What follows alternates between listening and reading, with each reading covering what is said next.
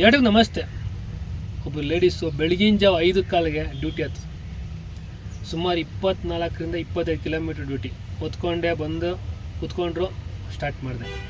ಒಂದು 10 ಕಿಲೋಮೀಟ್ರ್ ಹೋದ್ಮೇಲೆ, ಸರ್ ಸ್ವಲ್ಪ ರೈಟ್ಗೆ ಹೋಗ್ತೀರಾ ಸರ್ ಅಂತಂದರು. ನಾನೇನು ಕೆಲಸ ಇರ್ಬೋದು ಅಂದ್ಕೊಂಡು, ಅಲ್ಲ ಮೇಡಮ್ ಲೊಕೇಶನು ಇಲ್ಲ ಪರವಾಗಿಲ್ಲ ಅಲ್ಲಿ ಹೋಗೋಣ ಸರ್, ಮತ್ತೆ ಇರೋ ಜಾಯ್ನ್ ಆಗೋಣ ಅಂತಂದರು. ಹೋದೆ. ಅಲ್ಲಿ ಲೊಕೇಶನ್ ಹೋದ್ಮೇಲೆ ಈಗ ನೋಡ್ತಾವ್ರೆ.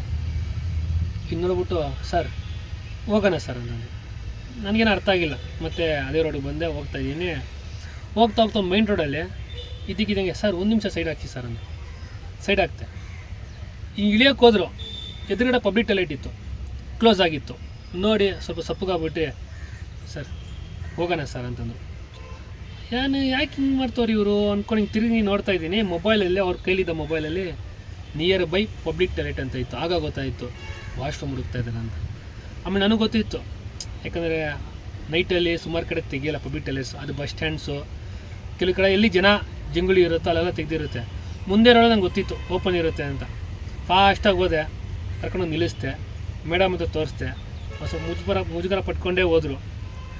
ಬಂದರು ಕೂತ್ಕೊಂಡ್ರು. ಆಮೇಲೆ ಸಾರಿ ಮೇಡಮ್, ಅದು ನಿಮ್ಮ ಮೊಬೈಲಲ್ಲಿ ಡಿಸ್ಪ್ಲೇ ನೋಡಿದೆ ಗೊತ್ತಾಯಿತು. ಇಟ್ಸ್ ಓಕೆ ಸರ್ ಅಂತಂದು. ಏನೂ ಮಾತಾಡಿಲ್ಲ. ಲೊಕೇಶನ್ ಬಂತು ಬಿಟ್ಟೆ. ಅದೇ ದಯವಿಟ್ಟು ಎಲ್ಲ ಪ್ಯಾಸೆಂಜರ್ಗೂ ವಿನಂತಿ, ನಾವು ಮನುಷ್ಯರೇ, ನಾವೇನು ಬೇರೆಯವರಲ್ಲ. ಕೆಲವು ಜನ ಡ್ರೈವರ್ಸು ಕಿರಿಕ್ ಮಾಡ್ಬೋದು, ಬಟ್ ಸುಮಾರು ಜನ ಡ್ರೈವರ್ಸ್ಗಳು ಒಳ್ಳೆಯವರಿದ್ದಾರೆ. ದಯವಿಟ್ಟು ನಿಮ್ಗೇನಾರು ಅವಶ್ಯಕತೆ ಇದೆಯಾ ಬಾಯ್ಬಿಟ್ಟು ಕೇಳಿ. ಸರ್ ಸ್ವಲ್ಪ ಮೆಡಿಕಲ್ ಹತ್ರ ನಿಲ್ಲಿಸಿ ಸರ್ 2 ನಿಮಿಷ ಸರ್, ಒಂದು 2 ನಿಮಿಷ ನಿಲ್ಲಿಸಿ ಅನ್ನೋ ತೊಗೊಬೇಕು. ಈ ರೀತಿ ಕೇಳಿ.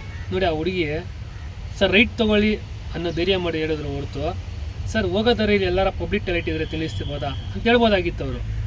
ಅಂದರೆ ಈಗ ಎಲ್ಲ ಹುಡುಗಿರು ಧೈರ್ಯವಾಗಿ ಅವರೇ, ಬಟ್ ಇನ್ನೂ ಕೆಲವು ಜನ ಎಷ್ಟೋ ಹುಡುಗಿರು ಬೈದಲ್ಲೇ ಬದುಕ್ತಾವ್ರೆ.